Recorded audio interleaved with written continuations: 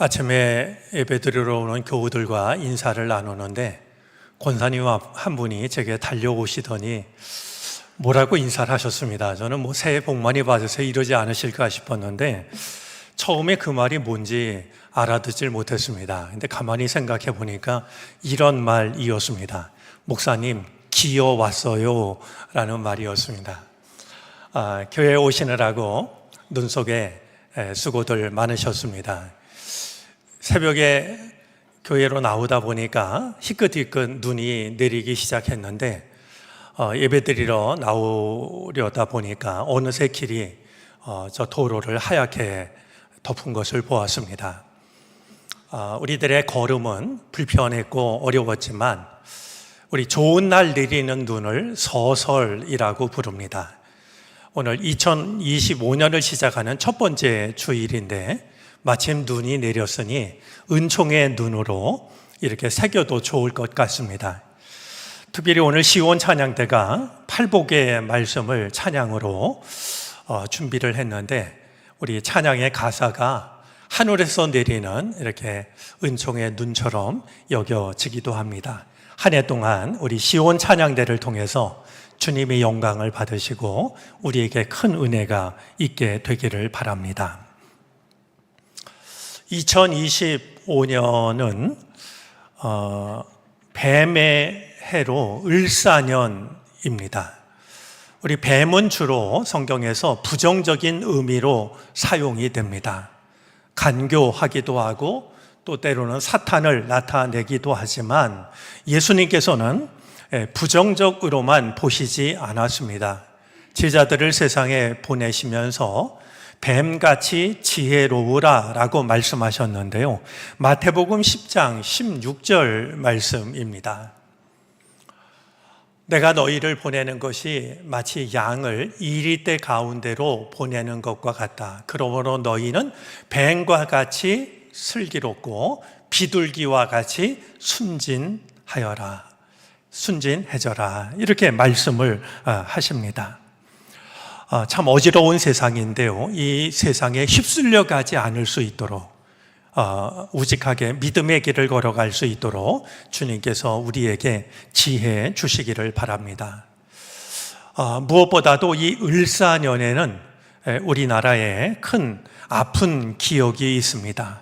우리나라를 긍휼히 여기셔서 이 나라가 불행해지지 않도록 하나님께서 그토록 원하시는 공의와 정의가 강물처럼 흘러가는 나라가 될 수 있도록 2025년도 더욱 나라와 민족을 위해 기도하는 해가 되기를 또한 바랍니다. 오늘 새해 첫 번째 맞는 주일 우리에게 주어진 성서일과 본문이 예레미야 말씀입니다. 예레미야를 통해서 주시는 주님의 말씀이 참으로 놀랍습니다. 이 말씀은 단순한 위로와 혹은 희망을 넘어서서 큰 충격으로 다가옵니다. 아마 지금 예레미야를 통해서 전해지는 하나님의 말씀을 귀담아 듣는 백성이 있었다라고 하면 그들의 가슴 속에서는 지진이 일어나지 않았을까 여겨질 만큼 오늘의 말씀은 참 놀라운 내용을 담고 있습니다. 쫓겨났던 백성들이 다시 돌아올 것을 말씀하십니다. 오늘 본문 속에는 후렴구처럼 반복이 되는 내용이 있는데 돌아오게 하겠다라는 겁니다. 내가 돌아오게 하겠다. 하나님께서 거듭해서 말씀하십니다. 누구를 돌아오게 하겠다고 하시는 걸까요? 오늘 이 기쁨이 가득한 노래는 제2 이사야서를 떠올리게 합니다.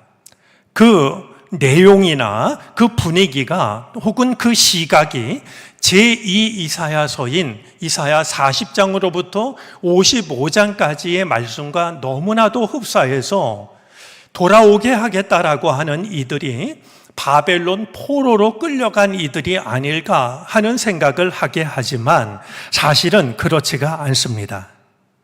본문에 등장하는 단어 야곱, 이스라엘, 에브라임 이런 단어들을 보면 지금 돌아오겠다라고 말씀하시는 그 사람들은 다름 아니라 아시리아에 끌려갔던 북이스라엘 백성들이라고 하는 것을 우리는 얼마든지 확인할 수가 있습니다. 왜냐하면 우리 구약 성경에서 에브라임은 오늘 본문 속에도 나옵니다만 에브라임이라고 하는 이 지파는 북이스라엘을 대표하는 지파이기 때문입니다. 그래서 그럴까요? 오늘 8절 말씀에 보면 주님께서는 그들을 북녘 땅에서 땅의 맨 끝에서 데리고 오겠다라고 말씀하십니다. 이 말씀이 선포되기 약 130여 년 전에 북이스라엘은 멸망을 당했습니다. 아시리아에 의해서 멸망을 당하고 말았죠. 북이스라엘은 이미 역사에서 사라졌습니다. 그리고 사람들의 기억에서 지워졌습니다. 그들은 뿔뿔이 흩어졌고 그들이 어디에서 어떤 삶을 살고 있는지 관심을 갖는 사람조차 따로 없을 때였습니다. 어떤 이들은 노예로 끌려갔을 것이고 어떤 이들은 어디선가 땅끝이라고 여겨지는 그곳에서 종살이를 하고 있었을 것이고 어떤 이들은 떠돌이 생활을 하고 있었을 것입니다. 그들에게 주어진 삶의 자리가 땅끝이었습니다.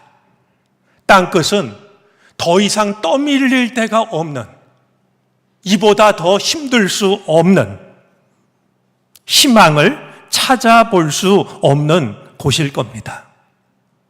단테가 쓴 신곡의 지옥편을 보면은 지옥문 위에 어떤 글이 쓰여져 있습니다. 시가 적혀져 있는데요. 그 중에 한 구절이 분명합니다. 이런 내용입니다. 여기 들어오는 자 모든 희망을 버려라. 결국 지옥이라고 하는 곳은 어떤 따로 있는 공간이 아니라 희망을 찾아볼 수 없는 곳, 어디에서도 희망을 가질 수가 없는 그곳이 지옥이 되는 것이죠. 그런 점에서 나라를 빼앗긴 채 뿔뿔이 흩어진 이스라엘 백성들은 지옥과 같은 땅 끝에서 살고 있었던 것입니다. 그들 중에는 우리가 언젠가는 다시 고국으로 돌아갈 수 있을 거라고, 그곳에 돌아가서 하나님의 성전에서 하나님을 예배할 수 있을 거라고 생각하는 사람이 아마 아무도 없었을 겁니다. 예를 들면 1년쯤 지났다고 하면 그런 희망이 있었겠죠. 10년쯤 지났다면 희미하지만 남아 있었을 겁니다. 하지만 그 세월이 벌써 130여 년이 지났으니 누가 다시 고국으로 성전으로 돌아갈 수 있을 거라고 생각을 가지고 있었겠습니까?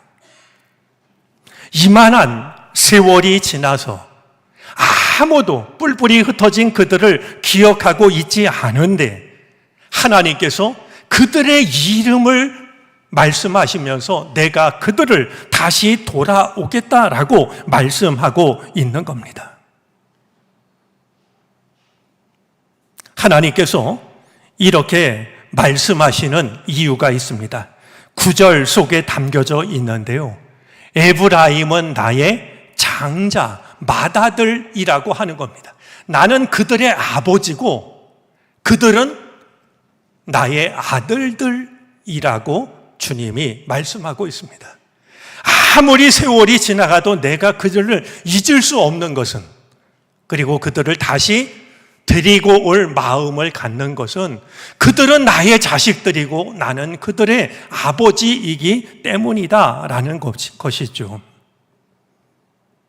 오늘 예배를 드리면서 우리가 이 하나님의 심정을 헤아려 보았으면 좋겠습니다. 오늘 특별히 새해 첫 주일이어서 교사 임명식을 겸해서 갔습니다.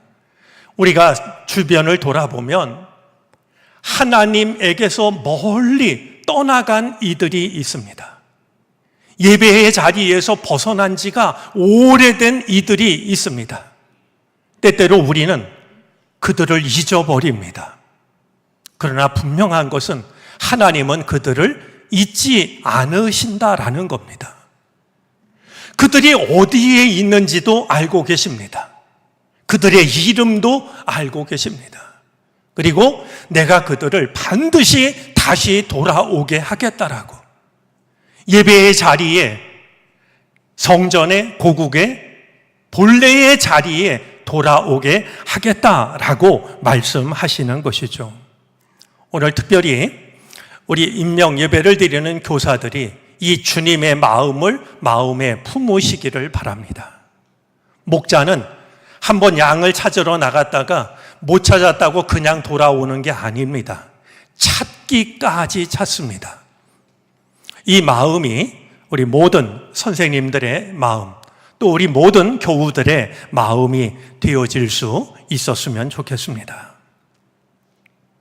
하나님께서는 그들이 돌아오게 하는 것뿐만이 아니라 돌아올 때의 모습까지도 말씀을 하십니다.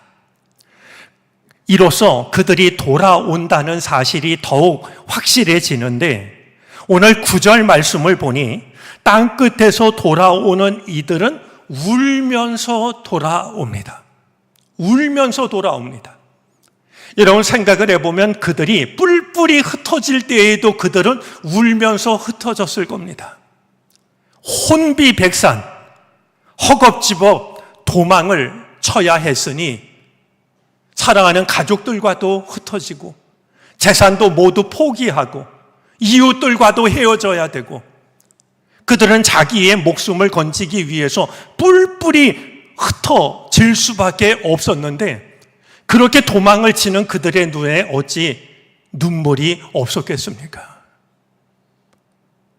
먹을 양식은 없었지만 흐르는 눈물이 그들의 밥이 되는 시간이었을 겁니다. 그런데 하나님께서는요, 그 땅 끝에서 당신의 백성을 불러오시면서 그들이 돌아올 때 울면서 돌아올 거라고 말씀합니다.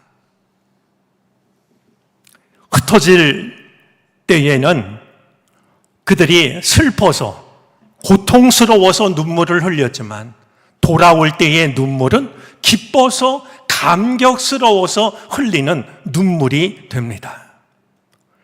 무엇이 그리 감격스러웠을까요? 물론 돌아오게 하시는 것만으로도 충분히 감격스럽지만, 오늘 말씀 속에는 그들이 기쁨의 눈물을 흘릴 수밖에 없는 몇 가지 이유가 담겨 있습니다. 먼저 8절 말씀에 의하면 그들은 큰 무리를 지어 돌아옵니다.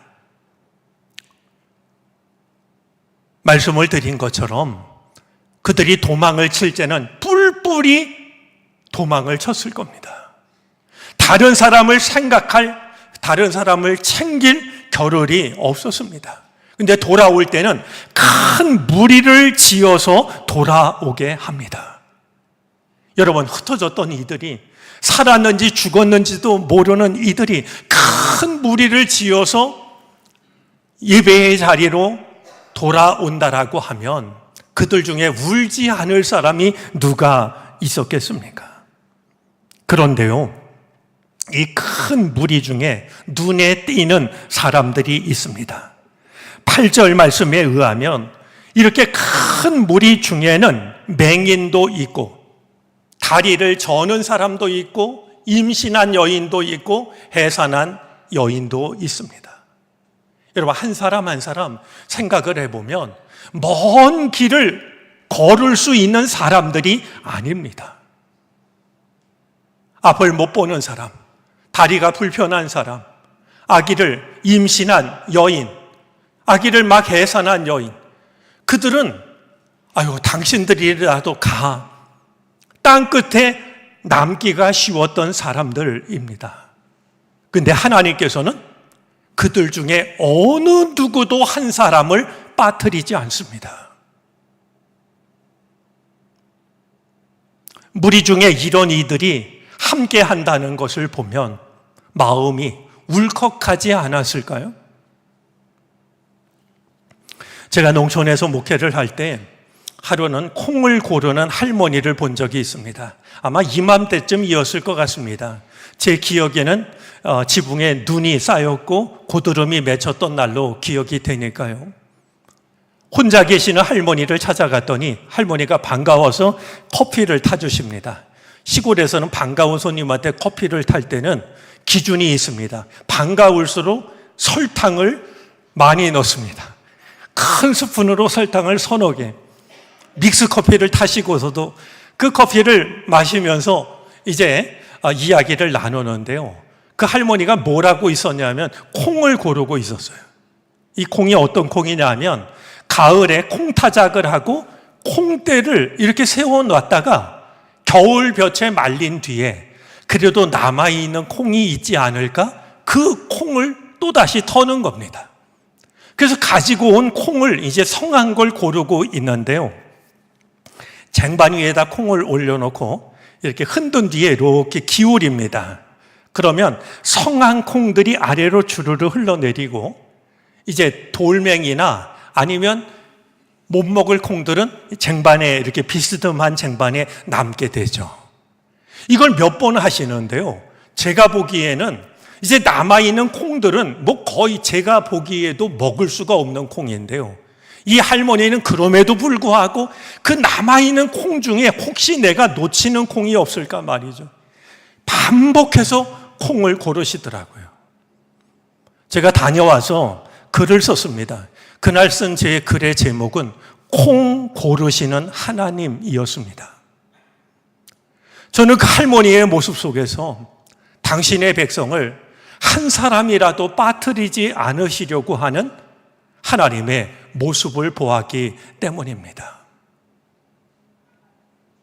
누구 한 사람을 빠뜨리지 않고 다 돌아오게 하시는 하나님의 모습을 우리는 본문을 통해서도 확인할 수가 있습니다. 그들이 눈물을 흘렸던 데에는 또 하나의 이유가 있습니다. 그들이 돌아오는 길을 보니까요. 이 길은 그냥 우리가 우연히 택한 길이 아니라 하나님께서 인도하시는 길이구나라고 하는 것을 깨달을 수 있었기 때문입니다. 오늘 9절 말씀입니다. 하나님께서는 이 큰 무리 중에 있는 연약한 이들이 넘어지지 않도록 평탄한 길로 이끄십니다. 그 먼 길을 오다가 목이 말라 쓰러질까 봐 물이 많은 시냇물가로 가게 하십니다. 그들은 처음에는 이게 웬일인가 싶었겠죠. 하지만 분명히 광야길을 걸어가는데도 평탄한 길과 물이 그치지 않는 그 길을 걸어가면서 이건 우연이 아니다. 하나님께서 우리를 이끌고 계신 것이다. 생각할 수밖에 없었을 겁니다. 오늘 이 대목은 시편 23편을 떠올리게 합니다. 여호와는 나의 목자시니 내게 부족함이 없으리로다. 그가 나를 푸른 풀밭에 눕게 하시며 쉴 만한 물가로 인도하시는도다. 내 영혼을 소생시키시며 자기 이름을 위하여 의의 길로 인도하시는도다. 내가 비록 사망의 음침한 골짜기로 다닐지라도 해를 두려워하지 않을 것은 주께서 나와 함께 하심이라. 주의 지팡이와 막대기가 나를 안위하시나이다. 다윗이 노래했던 이 은총을 그들은 걸음마다 경험을 하고 있기에 운이 좋은 게 아니고 하나님께서 우리의 걸음과 길을 인도하고 계시다는 사실을 확신할 수 있었기 때문에 그들은 뜨거운 눈물을 흘릴 수밖에 없었던 것이죠.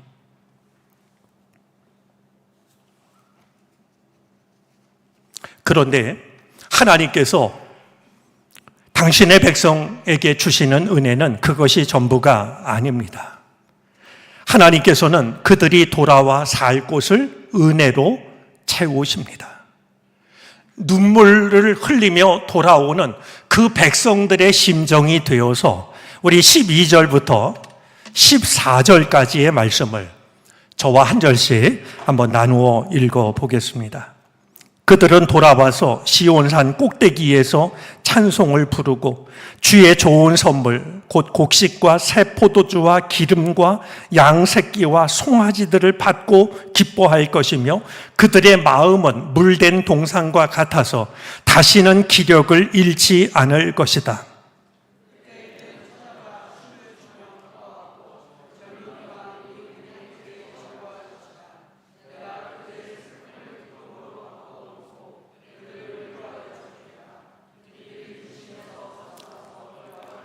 함께 읽겠습니다. 그때에는 내가 기름진 것으로 제사장들의 마음을 흡족하게 할 것이며 내 좋은 선물로 내 백성을 만족하게 하겠다. 나 주의 말이다. 그동안에는 바위 속 어둠에 숨어 살았는데 돌아온 백성들에게 시온산 꼭대기에서 찬양하게 하겠다라고 말씀합니다. 좋은 선물, 곡식, 새 포도주, 기름, 양새끼, 송아지들, 꿈속에서도 떠올릴 수 없었던 귀한 것들입니다. 그런데 그것을 주시겠다라고 말씀합니다. 처녀와 젊은이와 노인들이 함께 즐거워할 것이고 그들을 바라보며 내내 마음이 괴로웠던 제사장들도 기름진 것으로 마음이 흡족하게 하겠다라고 하십니다. 하나님께서 예비해 주신 것 중에 눈이 번쩍 뜨이는 게 있습니다. 춤입니다. 흩어진 그들이 100년이 넘는 세월 동안 잊어버리고 있었던 게 있었습니다. 춤입니다. 그 땅에서 무슨 춤을 출 수 있었겠습니까? 근데 하나님께서는 당신의 백성들이 돌아왔을 때에 내가 그들을 춤추게 하겠다라고 말씀을 하고 있는 겁니다. 이 은총은 다윗도 경험한 바가 있습니다. 시편 30편 11절 12절에서 다윗은 다음과 같이 노래합니다. 한번 읽어주시겠습니까?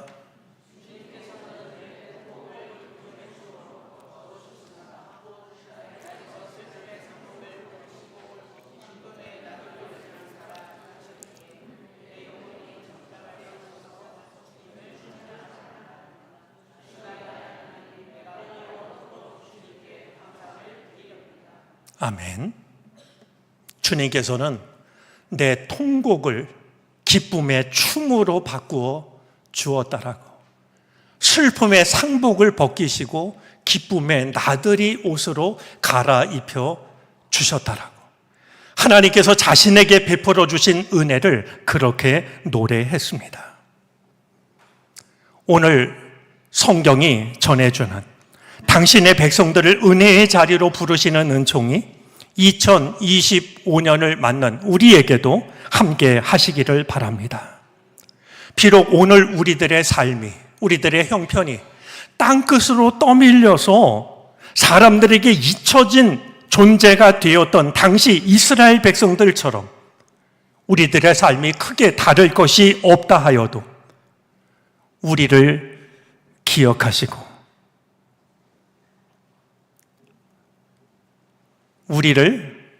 기억하시고 그런 점에서 외람된 생각이지만 하나님께 한 가지 불가능한 일이 있다라고 여겨집니다. 하나님께 불가능한 일이라니, 그럼에도 불구하고 분명히 있다라고 여겨지는데요, 하나님께 불가능한 것은 당신의 백성들을 잊어버리는 것일지도 모릅니다. 오늘 우리들의 모습이 어떠하든지, 우리가 어디에 있든지 우리를 기억하시고 다시 은혜의 자리로 불러주시는 은총이 우리 모두와 함께 하시기를 바랍니다. 넘어지지 않도록 평탄한 길로, 쓰러지지 않도록 물이 많은 시냇물가로 우리를 이끌어 주시기를 바랍니다. 매 주일에 성서 일과에 대한 자료를 담고 있는 강단과 목회라고 하는 잡지가 있습니다. 이 강단과 목회에서 오늘의 본문을 두고 다음과 같이 쓰고 있었습니다. 우리 한번 오늘 말씀을 새길 겸 그 내용을 읽어보도록 하겠습니다. 하나님은 우리에게서, 우리 다시 한번 함께 읽습니다. 하나님은 우리에게서 멀어지신 적이 한 번도 없다. 당신으로부터 멀어져 가는 사람들을 보면서 눈물의 회초리를 드시지만 결국 그 회초리를 내려놓고 사랑의 꽃다발을 전해주시는 분이니 하나님을 향한 우리의 새해 첫걸음은 은혜의 꽃밭을 향하는 것이다. 참 마음에 와 닿았습니다. 회초리를 거두시고 꽃다발을 건네시는, 이것이 새해를 맞는 우리에게 주시는 주의 은총이 되어질 수 있기를 바랍니다. 이 복된 은총이 우리의 삶 속에, 우리의 가정 안에, 우리가 살아가는 이 땅 위에, 그리고 온 누리에 함께 하시기를 빕니다. 기도하겠습니다.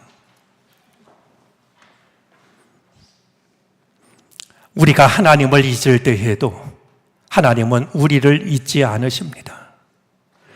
하나님이 어디 계신지를 놓칠 때 있지만 하나님은 우리가 어디에 있는지를 알고 계십니다. 그것이 우리를 향한 주님의 사랑입니다. 회초리를 거두시고 사랑의 꽃다발을 전하시는 주의 사랑 앞으로 나아가게 하옵소서. 예수 그리스도의 이름으로 기도드립니다. 아멘.